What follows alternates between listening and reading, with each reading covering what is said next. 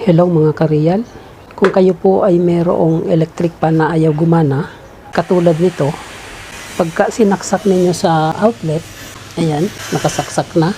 Tapos, kahit anong pihit ninyo sa switch, number 1, number 2, number 3, ayaw niya gumana. Katulad nito, number 1, walang ugong, walang nararamdamang vibration. Number 2, ganun pa rin. Number 3, ganun pa rin, walang vibration na nararamdaman dito sa kanyang motor. I-off natin. Okay. Pagka ganun, kahit anong lipat nyo sa selector switch ng electric pan na 1, 2, 3 speed niya, tapos walang vibration na nararamdaman dito, wala ring ugong. Ang suspect po natin dyan, pagka ganyan, ay dead set po yan. Posible po na thermal fuse ang sira niyan. Walang pumapasok na kuryente sa loob ng motor. Kaya wala man lang ugong, wala ring vibration. Ang gagawin nyo dyan, bunutin nyo lang yung saksak para safe. Tapos, subukan nyong pihitin yung LSC. Pagka pinihit nyo yung LSC at pre-wheeling, ganyan, napakalambot pihitin. Yan. Isang pihit mo lang, diretso siya, ganyan. Ibig sabihin, good po yung bushing at saka shafting niya.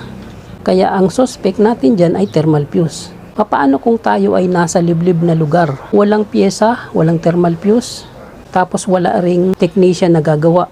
Kung sakaling kayo po ang gagawa nito at gusto nyong gamitin ang inyong electric pan dahil sobra na ang init ng panahon, kailangan ninyong paganahin ang electric pan, pwede po ninyong i-bypass ito. Paano i-bypass para gumana ang electric pan? Panoorin nyo po ang bidyong ito hanggang dulo at ituturo ko po sa inyo kung paano ang simpleng pag-bypass ng isang dead set na electric pan. Pero bago yan, huwag nyong kalimutang i-like, i-subscribe kung bago lang kayo sa channel na ito dahil ito po ang aking munting channel. Real life, big S, real flow. Expresses the reflections of a common worker, driver, technician, and a barber. Okay, yun po ang aking munting channel sa pag-bypass po ng dead set na electric pan katulad ng nauna nating ginawa kanina. Tanggalin na po natin yung cover nito. Tapos hanapin lang po natin yung line 2 ng AC cord sa loob. Ito po yung plug, ito po yung line 1 at ito po yung line 2. Hanapin po natin yung line 2 kasi ang line 1 po nito ay nakakonekta sa common terminal ng switch. Yung line 2 po ang hahanapin natin na kung saan ay yun po yung direktang papasok sa loob ng motor. Ito po yung white na cord. Ito yan po yung connection niya sa loob ng motor. Papunta dito. Ayan.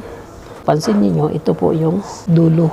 At yung kulay black na wire, ito po yung line 2 ng AC cord na kung saan ay direktang papasok sa motor ng electric pan. Doon po nakasiri sa loob nito yung thermal fuse. Kaya ibabypass po natin ang thermal fuse. Puputulin na po natin ang connection niya dito. Ito po yung common terminal ng motor.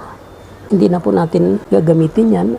Ibabypass po natin yan, itabi yan dyan. At dapat insulated dyan, balutan. At ito po yung line 2 galing sa AC plug line 2. Ito po yung idedirekta natin, ibabypass natin para gumana yung dead set na electric pan. Dahil kaya ayaw gumana nito, cut off po ang thermal fuse sa loob. Ibabypass, ikukonekta po natin ito. Hanapin nyo lang po yung capacitor. Ito po yung capacitor at may dalawang terminal po yan, dalawang linya na kung saan ay dyan tayo magja-jumper. Hindi natin alam kung alin dyan yung forward or reverse rotation ng LC. Kaya magta-trial and error po tayo dito. Hahanapin lang natin kung nasaan yung forward rotation ng LC. Ganito lang po ang procedure. Bago po natin i-trial and error itong line 2 doon sa linya ng capacitor, siguraduhin lang po natin na naka number 1 yung switch ng electric pan. Kasi kung hindi po yan naka-switch on, wala pong kuryenteng makakapasok simula sa line 1 papunta sa motor para magsalubong dito sa line 2. Okay? Naka-select na po sa number 1 yung ating switch. Isaksak na po natin ito sa outlet. Ayan. Tapos, itry natin dito sa isang linya ng capacitor kung forward or reverse. Ayan mga kareal. Sinundot lang natin at umikot na siya. mapapansin ninyo, reverse po yung ikot niyan. Dapat po ay naka-forward. Ibig sabihin, hindi po doon dapat ikakabit. Dito po sa kabila. Sureball na po yan. Tingnan natin kung forward. Isundot lang po ng ganyan. Okay. Naisundot natin at umikot siya ng forward. Malinaw po na dito natin siya i-dedirekta. Bunutin muna. Tapos i-dedirekta po natin ito dito.